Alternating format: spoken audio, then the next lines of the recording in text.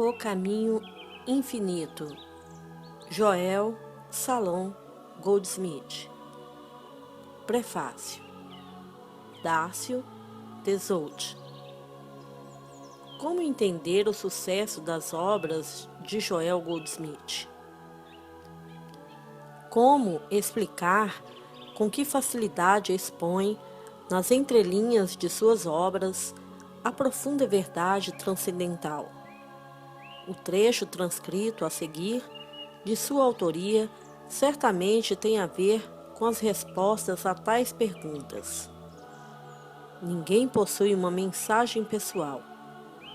Não existe o que chamaríamos de mensageiro de Deus. Deus é seu próprio mensageiro e aparece à consciência humana no exato instante da demonstração. Por demonstração entende-se cura espiritual. Goldsmith impersonalizava as revelações. Suas aulas e palestras tinham como preparo apenas uma atitude de silêncio e escuta, até que as mensagens fluíssem pela sua mente transparente à verdade. E o material gravado em fitas foi sendo compilado, editado e publicado em livros.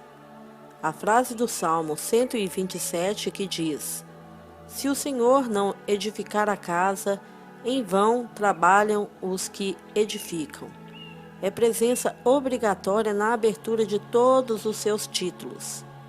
O presente volume, O Caminho Infinito, recebe o nome que também foi escolhido para ser a expressão que define todo o seu trabalho de divulgação da verdade, e teve grande parte de seu conteúdo escrito de próprio punho pelo autor. O capítulo das sabedorias, por exemplo, encerra uma compilação de revelações esparsas que Goldsmith colecionou ao longo de sua trajetória espiritual. São frases que lhe vinham a qualquer hora do dia ou da noite, e que eram anotadas, uma a uma, como verdadeiros tesouros. O leitor atento e desejoso de discernir a realidade divina, por certo irá perceber a importância e o valor que este capítulo representa ao lado de todos os demais. Tomei conhecimento de Goldsmith alguns anos após ter passado por algumas experiências espirituais profundas. Dividia meu tempo entre a busca da verdade e as atividades da profissão de engenheiro, que na época exercia. Estando a negócios no sul do Brasil, fazendo hora no aeroporto e aguardando chamada para o voo, eis que, passando pela livraria, pude notar o seguinte título: A Arte de Curar pelo Espírito. Nessa época, toda a literatura sobre iluminação espiritual chamava-me a atenção. Queria achar mais alguém que tivesse passado por experiências interiores iguais às minhas. Assim, adquiri o livro e, para minha surpresa, pude observar a pureza, a simplicidade e a profundidade com que os temas elevados eram desenvolvidos. Maravilhosas e oportunas eram também as palavras de abertura escritas pelo tradutor, o professor Huberto Roden. Gostaria de registrar o seguinte trecho. Há quase 2000 anos que o maior dos curadores disse: "Conhecereis a verdade, e a verdade vos libertará." E há quase 20 séculos que os homens vivem escravizados pela inverdade. Ouviram a mensagem da verdade libertadora, creram nela, repetiram-na em discursos, sermões e livros, mas não a realizaram na sua vida diária, e não foram libertos de seus males, porque não se libertaram das suas maldades pelo poder do Espírito. É chegada a hora de tomarmos a sério a mensagem do Cristo e realizarmos o homem crístico, em espírito e verdade. O homem de perfeita santidade, sapiência e sanidade.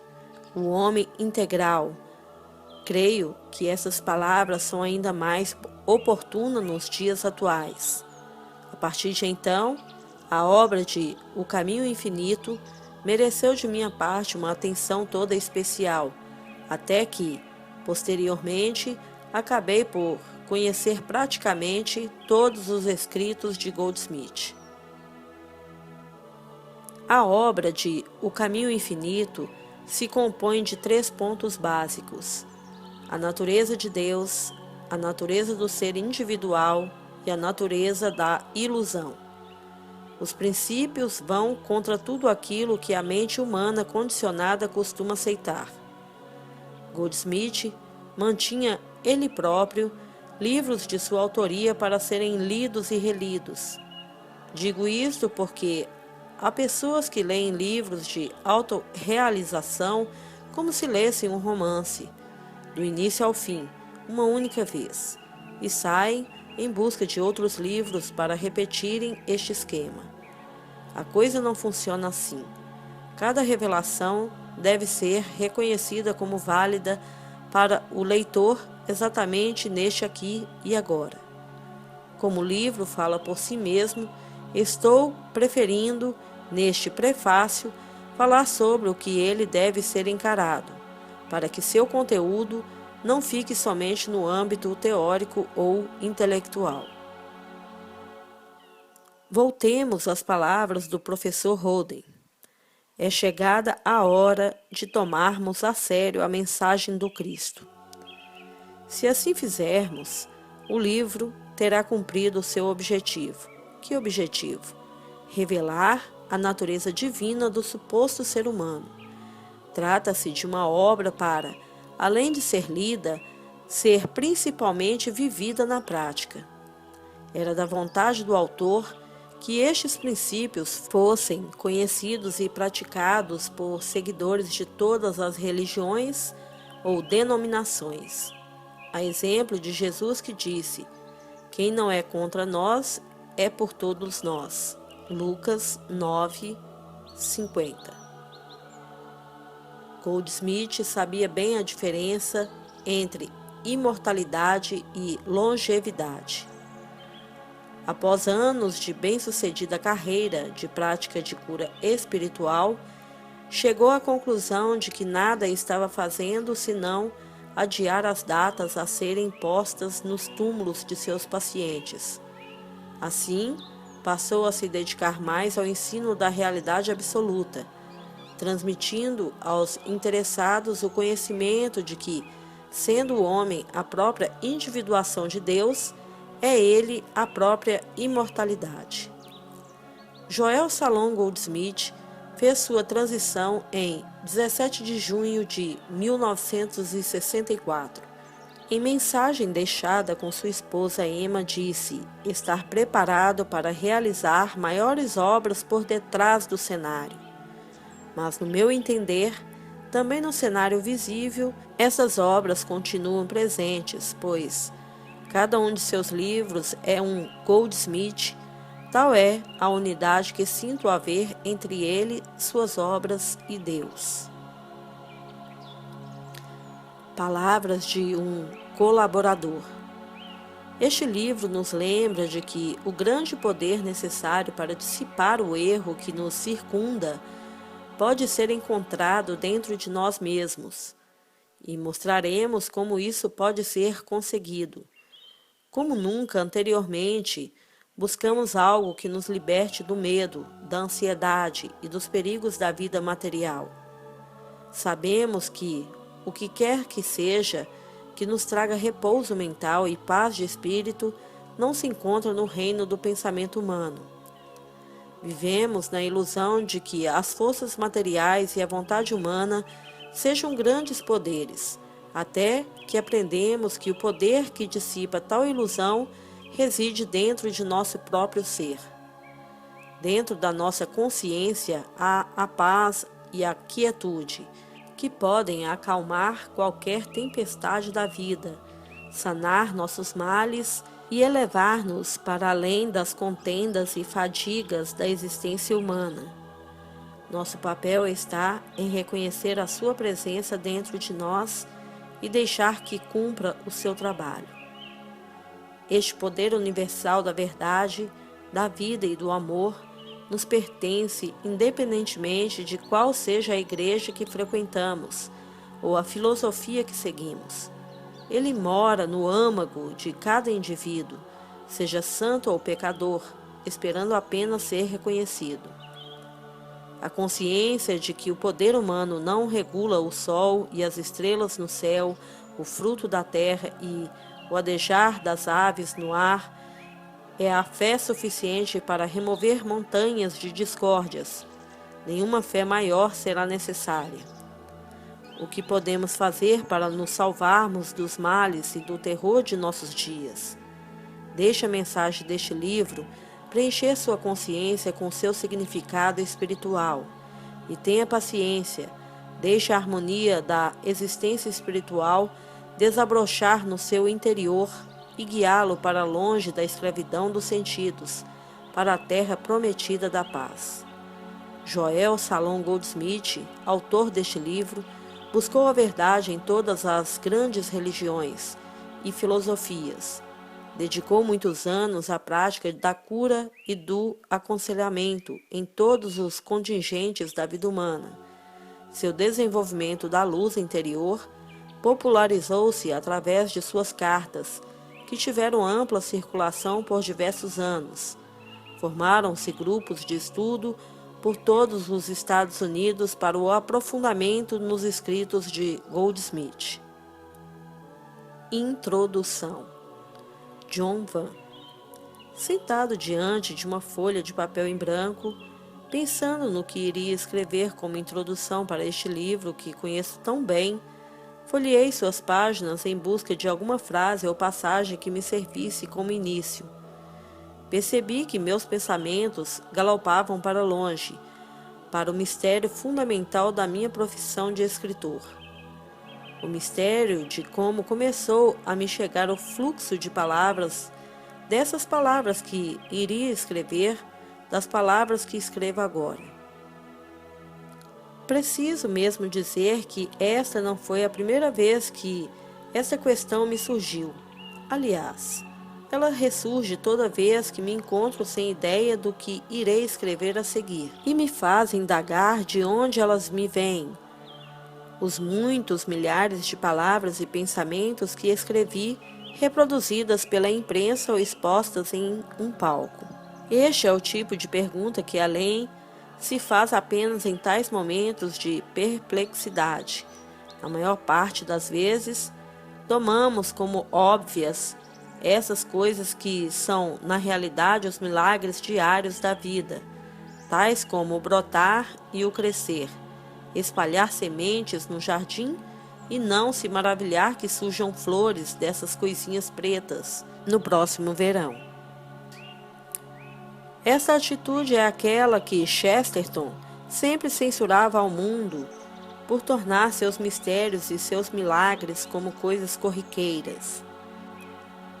Este é o tema do seu pouco conhecido trabalho Man Alive, cujo herói vivia em estado de permanente deslumbramento diante do milagre da vida e era tão ansioso para manter vivo tal deslumbramento que deu a volta ao mundo para reviver a emoção de chegar à sua própria casa, diante da sua porta, cortejar, raptar e casar com sua própria mulher, com 6 nomes diferentes, de modo a nunca deixar murchar a incrível maravilha que é o amor.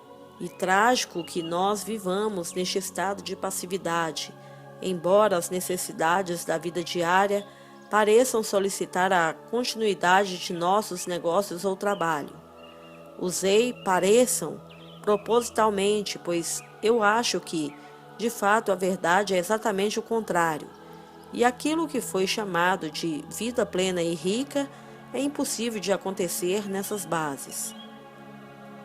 Mesmo uma vida comum e monótona torna-se difícil, seus mecanismos enguiçam e as adversidades e infortúnios tornam-se sólidos obstáculos contra os quais se quebra inutilmente a cabeça. Nesses momentos, o homem começa a se questionar sobre o mundo em que vive buscando explicações, socorro ou apoio. As religiões, em suas formas convencionais que apresentam um Deus pessoal, a quem são dirigidas as preces e petições, provaram ser estéreis e conduzem a uma resignação piedosa e sômbria. E a filosofia do puro materialismo, aceitando que as coisas são assim mesmo, leva apenas a um calamitoso desespero. Algo mais se faz necessário. Sempre foi necessário e, embora sempre esteja presente, parece que os homens nunca o encontram. Este algo escapou ao homem por entre os escritos dos que buscaram a verdade sobre o eterno mistério, desde os orientais Lao Tse e Shankara, passando por Jesus, pelos místicos europeus da Idade Média e pelos pensadores do Novo Mundo. Em essência, ensinaram todos as mesmas coisas e por isso Aldous Huxley chamou a sua antologia do pensamento religioso de filosofia eterna. Mas as respostas, embora tenham sido reveladas, ficaram distantes, lá longe, desligadas do viver cotidiano do homem e de seus fatos, e disso resultou um tipo de esnobismo infeliz, como se fosse errado esperar da vida resultados práticos e tangíveis. Assim, o homem foi induzido a um dualismo fatal, tentado a viver simultaneamente em dois planos distintos, o plano material e o plano espiritual, ambos aparentemente reais, mas sem relação compreensível entre si, como se fossem dois sócios de uma firma que nunca se falassem.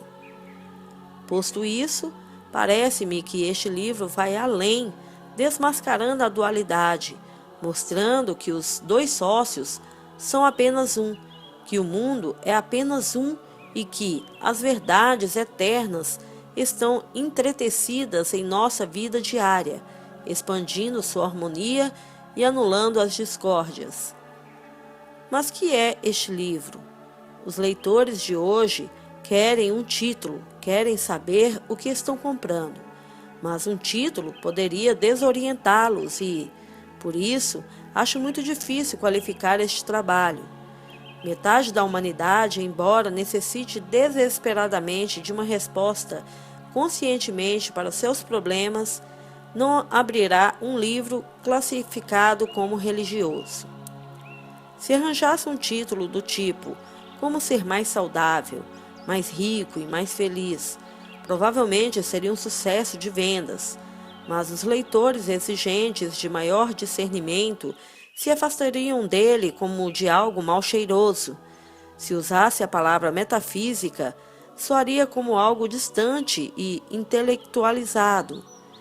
Se o apresentar como um volume de ensaios, teremos a compreensão do porquê hoje Emerson é lido quase exclusivamente como literatura, e não porque tenha as respostas para tais perguntas. Será possível atingir a todo pelo mesmo caminho? A própria palavra de Deus é para muitos aterradora, e ela perpassa este livro todo.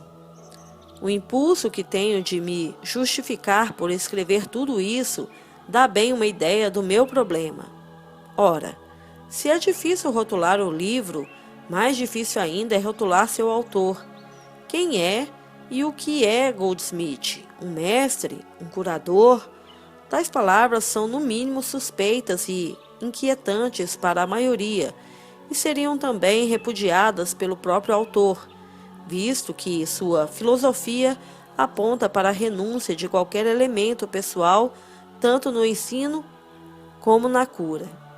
Relembrando uma passagem deste livro, sempre houve homens que trouxeram a divina mensagem da presença de Deus e da irrealidade do mal, que trouxeram a luz da verdade aos homens, e sempre estes entenderam tais mensageiros como sendo a própria luz, por não conseguir ver que aquele que tomavam como alguém de outro mundo era a luz da verdade dentro de sua própria consciência.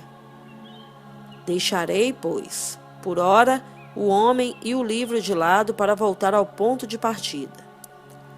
Nos momentos de apuro e frustração, o homem começa a se questionar, mesmo que sejam só perguntas como estas: por que deveria acontecer isto comigo?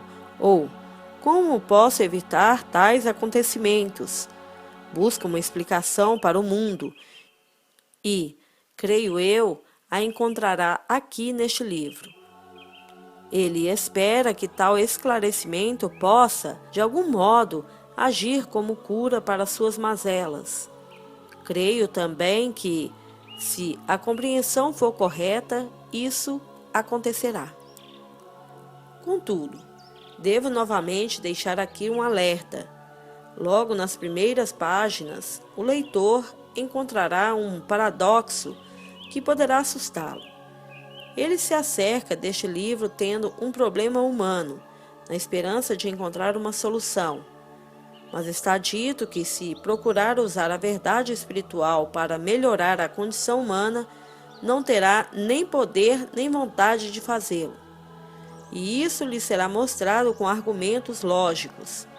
Mas também está dito que, se procura a verdade por si mesma, sua condição humana melhorará. Isso se parece com algo de fabuloso, algo como um desafio impossível proposto por um mago malicioso. Contudo, é notável que muitas vezes haja um fundo de verdade universal nos contos de fada. Há uma lenda sobre um alquimista que prometera transformar qualquer coisa em ouro, desde que ninguém do auditório pensasse em um macaco azul. Pelas condições, poderia substituir por, contanto que ninguém pensasse em ouro. Isso parece impossível, mas pode acontecer, deve acontecer. Buscai primeiro o reino de Deus e sua justiça, e todas essas coisas vos serão dadas de acréscimo. Mas não vos deveis preocupar com essas outras coisas. O importante deste livro é que ele ensina a olhar para fora dos problemas, em vez de olhar para eles e, assim fazendo, encontrar as soluções. Tal como eu, que deixando de olhar para o meu problema do que escrever como introdução deste livro, bem ou mal, a escrevi. Não é uma tarefa fácil o que se propõe, mas a reputo como essencial. Acho que sem um pouco de compreensão dos ensinamentos deste livro, simplesmente não vale a pena viver. Prefácio do autor. Há um caminho pelo qual podemos nos libertar do pecado, da doença, da pobreza e das consequências das guerras e das crises econômicas. Este caminho consiste na mudança da nossa visão materialística da existência pela compreensão e consciência da espiritualidade da vida. Ao longo dos séculos, a visão materialística do universo e do homem gerou medo acerca de nós mesmos e de nossas nações. Isso continuará e até mesmo se intensificará à medida que sejam descobertas forças materiais sempre mais destrutivas. A última descoberta anunciada foi um produto químico no qual bastaria apenas uma onça para destruir toda a população dos Estados Unidos e do Canadá, e mesmo este não seja talvez o máximo das forças materiais. Não há poder material que supere isto ou o da bomba atômica. Não há esperança na matéria e na visão materialística. O caminho da segurança, da harmonia e da saúde está em obter um certo grau de consciência espiritual. O grande segredo está em que, apesar de crermos ao contrário, o poder não está na matéria ou na visão materialística. sobre o homem e o universo, tanto para o bem como para o mal. Aqueles que alcançaram um certo grau de consciência espiritual comprovam a realidade do espírito.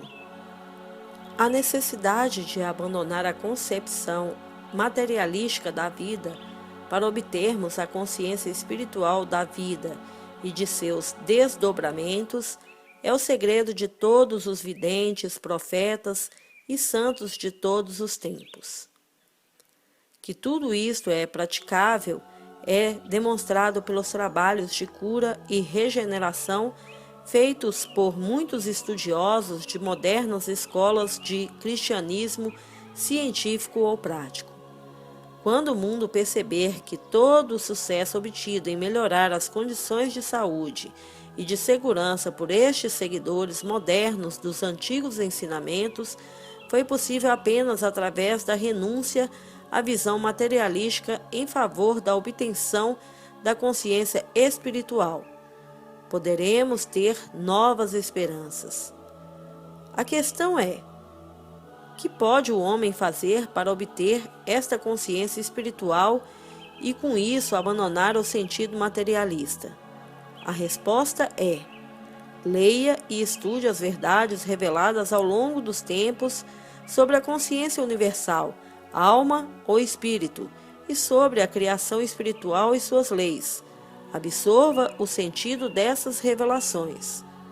Neste pequeno livro, descrevi a verdade espiritual, como a visualizei durante mais de 30 anos de estudos das maiores religiões e filosofias de todos os tempos, dos quais os últimos 15 empregados em aplicar praticamente as verdades aos problemas da existência humana, problemas de saúde, de negócios, de vida familiar e segurança. Tenha certeza de que, à medida que você se voltar para a consciência espiritual, encontrará a paz e o seu dia a dia se tornará mais calmo. O mundo externo se amoldará à compreensão interior da verdade. A testemunha de todas estas revelações será você mesmo, na medida em que vivenciar as transformações interiores e exteriores. Não é preciso sair para ver melhor, nem assomar a janela. Habite apenas no centro do seu ser. Quanto mais dele se afastar, menos saberá. Lao Tse. Um Deus fez sua morada em nosso peito. Quando ele nos desperta, a chama da inspiração nos aquece. Este supremo êxtase brota das sementes que a mente divina semeou no homem. Ovídio. Muitos não assumem um problema para si mesmos, não para o recôndito de sua própria mente, mas para o primeiro grupo de pessoas que encontram. Valdivar. O reino de Deus está dentro de vós. Jesus.